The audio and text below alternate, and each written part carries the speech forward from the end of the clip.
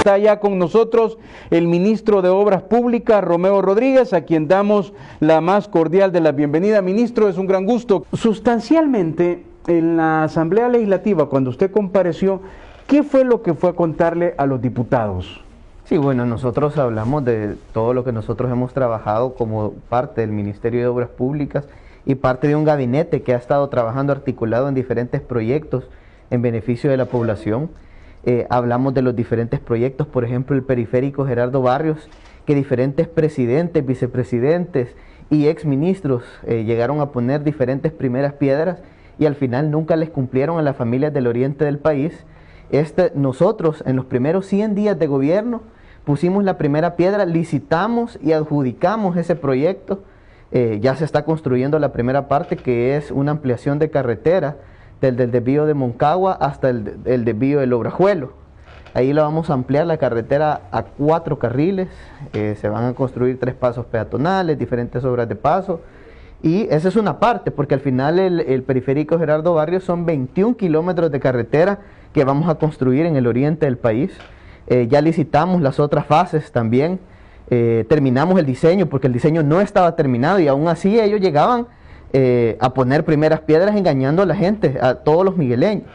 Entonces esta es la inversión más grande en el oriente del país en los últimos 50 años en temas de infraestructura vial. Son 160 millones de dólares que van a beneficiar a todo el oriente de nuestro país, y no solo esa obra que estamos realizando en el oriente, sino que también, por ejemplo, pavimentamos 10 kilómetros en el Zamorán, en Jiquilisco, Zulután. También construimos una nueva vía. Lo que pasa es que en el complejo industrial Corsaín hasta Playitas la vía era de tierra. Okay. Nosotros ya trabajamos ahí, la pavimentamos, incluso tuvimos que hacer un cambio del diseño, porque el diseño al principio contemplaba cerca de 38 pasos de agua. Entonces lo tuvimos que cambiar por tuberías y prácticamente ya la obra ya la terminamos al 100%, son 6.7 kilómetros que pavimentamos en el complejo Corsaín Playitas. Adicional a eso, pavimentamos 2 kilómetros en Playitas, que también más adelante de ese sector que nos va a conectar con Punta Chiquirín. Y esto es parte de un plan maestro en general, porque todo esto que hemos hecho nos va a dinamizar parte de la economía y del turismo y el sector pesquero, porque adicional a esto, licitamos ya la construcción de 3 muelles en las islas del Golfo de Fonseca, en Punta Chiquirín, Zacatillo, Conchagüita, y adicional a eso también ya rehabilitamos, por ejemplo, del desvío de San Carlos hasta el Amatillo, 5.6 kilómetros junto con Fomilenio, y estamos construyendo un nuevo recinto fronterizo en el Amatillo para conectarnos con Honduras. Entonces estamos haciendo diferentes obras en el oriente del país. Bueno, pavimentamos 2 kilómetros desde la playa del Cuco, desde la playa del Cuco hasta hacia Intipucá, por ejemplo. Entonces son diferentes proyectos del oriente del país, también en el occidente, en el centro, etcétera, que van a beneficiar nuestra economía. En el periférico Gerardo Barrios, o sea, llegaron a colocar la primera piedra para iniciar los trabajos. ¿Pero qué hicieron? ¿Hicieron alguna parte? ¿Usted tuvo que reclamar algo porque no se continuó? Fundamentalmente, ¿qué encontró ahí? Nada. La verdad que fueron a poner primeras piedras de mentiras para engañar a los migueleños. Les dijeron que iban a empezar a construir esta obra y al final no hicieron nada. Solo quedaron en promesas. No se había contratado empresa, no se había terminado con el diseño porque no estaba terminado. Entonces lo único que fueron a hacer fue campaña política y engañando a la gente. Al final no se había hecho nada. Entonces nosotros, de hecho, en los primeros 100 días licitamos el proyecto, lo adjudicamos y la obra hoy sí se está construyendo, porque cuando el presidente de la República llegó a poner la primera piedra, esa sí fue primera piedra de verdad. De hecho, el día siguiente ya estaban trabajando, ya estaban haciendo obras en el lugar, diferente a los engaños que sufrimos en el pasado. Entonces, cuando yo estaba hablando, incluso cuando yo estaba hablando de estas obras, sí, vienen los diputados y me roban el audio en el momento. De hecho, se corta, ¿verdad? ¿Era de esta obra que estaba hablando? Hablé del periférico Gerardo Barrios. Casi que lo último que dije fue la pavimentación del Zamorán en Jiquilisco, Zulután, y justamente después cuando voy a hablar de otras obras que estamos haciendo, ahí se corta. Se corta, ¿verdad? Yo considero al final que, y después dicen de que llegamos a hacer proselitismo, que llegamos a hacer campaña política. Llegamos a hablar de nuestras obras y al final era el informe del primer año de gobierno. Son las cosas que nosotros, cómo encontramos el gobierno, cómo encontramos nuestras carteras de Estado y qué es lo que hemos hecho para poder mejorar y qué proyectos en cuáles estamos avanzando. Una inversión de cerca de 400 millones de dólares que hemos hecho desde el Ministerio de Obras Públicas en conjunto con Fovial para poder dinamizar la economía, para poder generar desarrollo en diferentes lugares de nuestro país. Nosotros se los dijimos, hablamos sobre estos temas. Yo creo que ellos al final quedaron asustados porque están viendo que hoy sí los gobiernos sí están trabajando, están llevando obras en beneficio del pueblo salvadoreño y nunca vieron un gobierno tan comprometido como este para poder generar el desarrollo que estamos llevando a cada una de las comunidades. Si bien es cierto, tenemos una pandemia que de alguna manera ha venido, así como en diferentes países del mundo, a reducir la actividad económica y a generar diferentes, que ha cambiado parte de los aspectos que uno consideraba, ¿verdad? Y es algo que no estaba contemplado, pero aún así, incluso en medio de la pandemia, estamos reconstruyendo hospitales, tenemos el Hospital El Salvador, que se están atendiendo diferentes pacientes. Entonces, de verdad es un gobierno que hoy sí está trabajando y está trabajando bien para llevar el desarrollo a todo el pueblo salvadoreño. ¿Qué más es lo que se había hecho? Por ejemplo, ¿qué otras obras de esa magnitud se están haciendo? Sí, bueno, por ejemplo, el diseño de la carretera desde la playa El Obispo hasta la playa El Zonte, nosotros lo licitamos, ya estamos en el proceso de adjudicación de la empresa. Este es un proyecto nuevo, diferente al pasado, porque yo te puedo decir, por ejemplo, para licitar el proyecto del bypass de San Miguel se tardaron cerca de 8 años. Nosotros en el primer año licitamos el diseño de la carretera de Los Chorros y en el primer año de gobierno licitamos también el diseño de la carretera de la playa El Obispo hasta la playa El Zonte, que es parte del proyecto de Sur City. Sí. Entonces, esta es una carretera de 21 kilómetros que la idea es ampliarla a 4 carriles, pero no solo la ampliación, sino que en la ciudad pensamos hacer un par vial adicional a esto. Queremos hacer una especie de bulevar que tenga riate central, que tenga ciclovía, que sea para el peatón principalmente. ¿Cómo ustedes? 6.5 kilómetros, cuéntenos de eso. Sí, bueno, el segmento 1, como te digo, ya lo tenemos al 100% de avance. Tenemos el segmento 2, que es el viaducto que parte, que está justamente en el río Chilama. El viaducto es de 380 metros, ahí ya prácticamente estamos a punto ya de culminarlo. ¿Qué es un viaducto, ministro, para nuestro televidente? Es un puente de gran altura y de gran longitud. De hecho, este tiene 45 metros de altura, sería el puente más alto de nuestro país, y tiene 380 metros, también sería el más alto y el más largo. Es decir, uno puede decir que sería el primer viaducto en el país. Sería el primer viaducto en el país. Que es una cosa normal en las ciudades de primer mundo. Así es. Y esto va a ayudar muchísimo. Y esto va a ayudar a agilizar el tránsito vehicular de la zona. Era parte de la obra para poder conectar, digamos, la carretera y al final va a mejorar toda la carga logística, por ejemplo, que viene del puerto de Cajutla, que pasa por la carretera litoral. Todas las personas van a poder entrar por el bypass y ya no entrar directamente a Ciudad Puerto.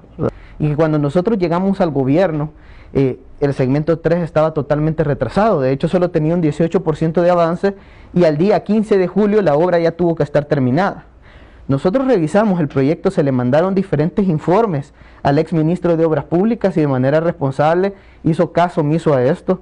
Se le mandaron más de 11 informes diciéndole que caducara el contrato, que la empresa no estaba trabajando, que no había maquinaria en el proyecto, que interviniera.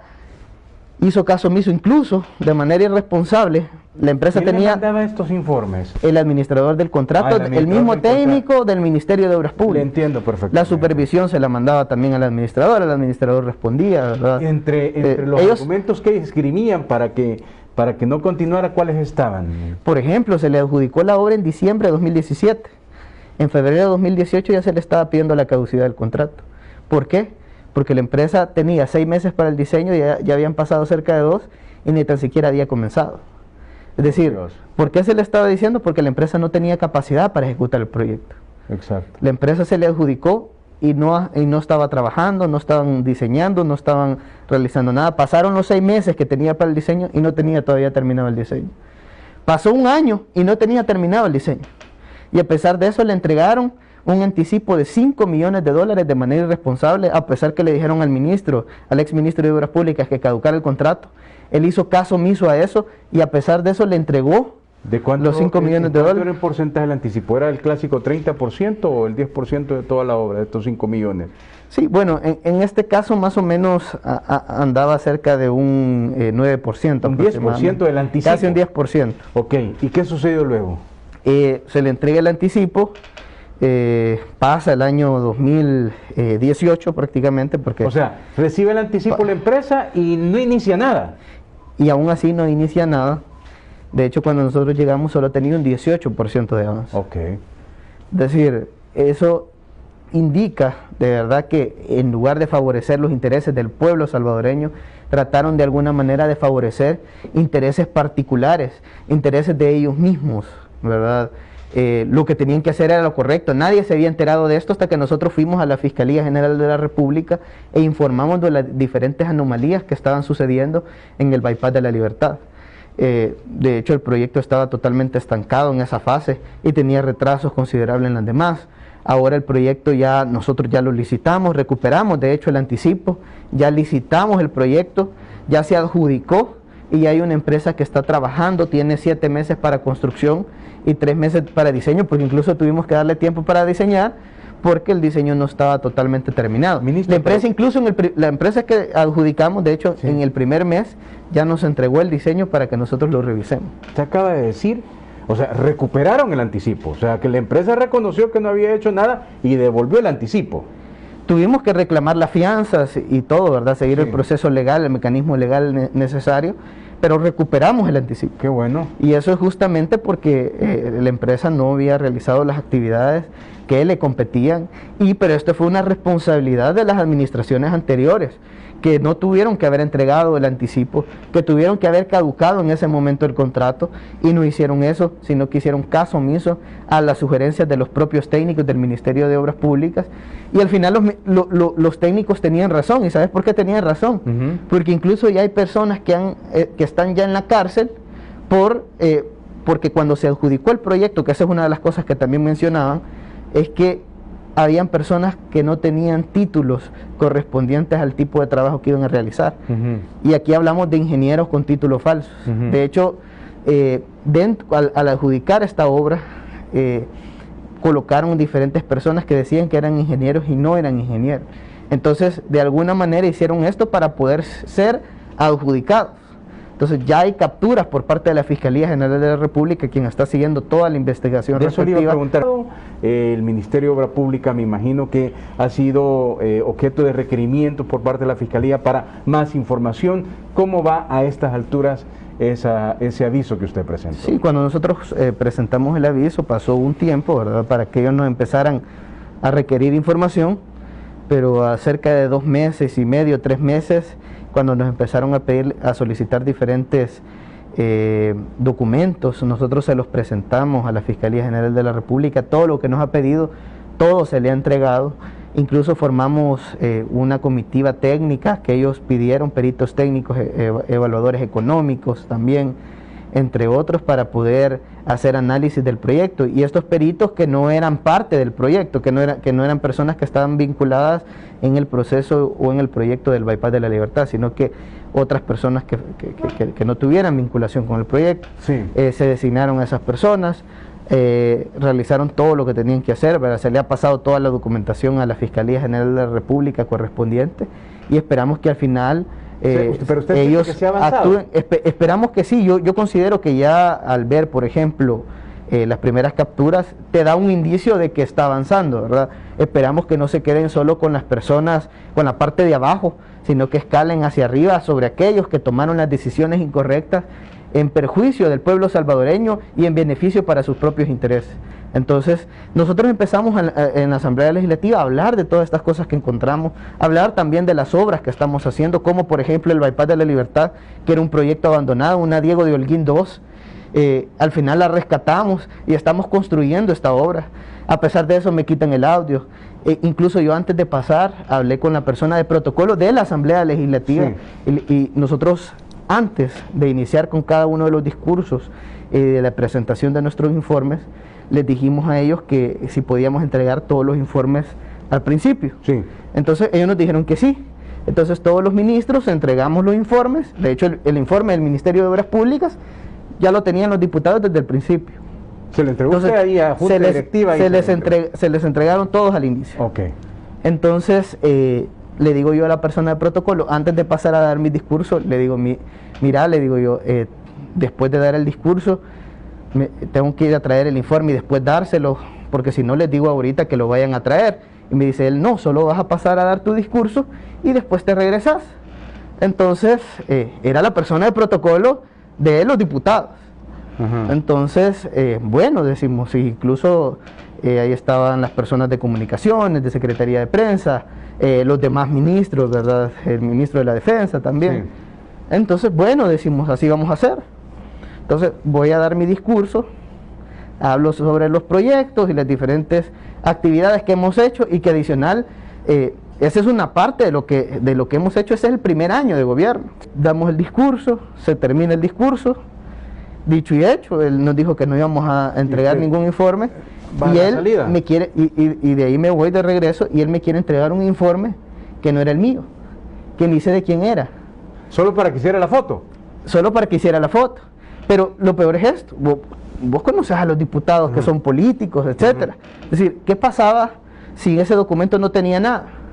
Y se lo entregábamos al presidente de la Asamblea Legislativa y él abre y esto es lo que me entregó el ministro de Obras Públicas. ¿Qué pasaba si yo entregaba lo que me estaba dando la persona de protocolo? No iba a entregar nada y al final iba a servir para que ellos hicieran cualquier tipo de cosas. Entonces, ¿qué fue lo que le dijimos?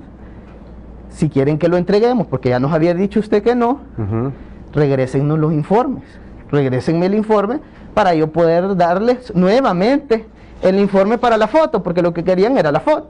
Lo que ellos querían, ministro, era que usted llegara y entregara el uniforme como que si eso fuera fundamental, ¿verdad? Y no hay problema, lo podíamos hacer, pero nos dicen primero que no, entonces les entregamos desde el inicio todos los informes de todos los ministros, se les entregan al principio. Sí.